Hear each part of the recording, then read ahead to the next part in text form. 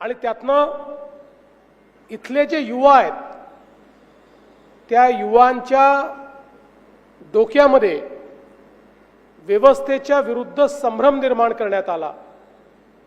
भारतीय संविधानाच्या चौकटीमध्ये आपल्याला न्याय मिळू शकत नाही, त्यामुळे या संविधानाने तयार केलेली व्यवस्था ही उलथून टाकली पाहिजे आणि जंगलातनं राज्य चालवून एक नवीन व्यवस्था आपण उभी करू, अशा प्रकारचं स्वप्न हे त्यावेळी दाखवण्यात आलं। आणि त्यावेळेचे जे अनेक तरुण होते हे तरुण या स्वप्नाला भुलले। त्यांना असं वाटलं की एक नवीन व्यवस्था सुरू होते आहे, ज्या व्यवस्थेतनं समता येईल।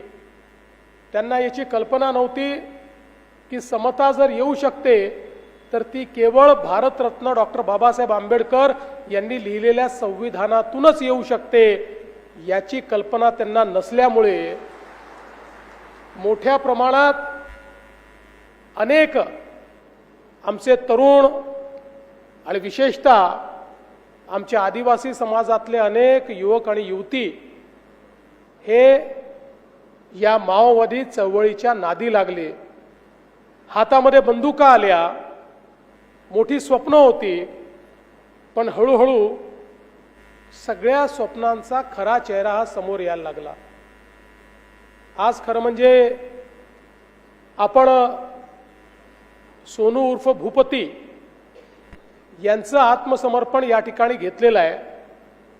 हे आत्मसमर्पण याकरता महत्त्वाचं आहे की ते पॉलिट ब्युरो सेंट्रल कमिटीचे मेंबर तर आहेतच, पण 40 वर्षापूर्वी ज्यावेळी या ठिकाणी अहेरी असेल किंवा या ठिकाणी सिरोंचा असेल, या सगळ्या भागामध्ये नवीन दलम सुरू झाले,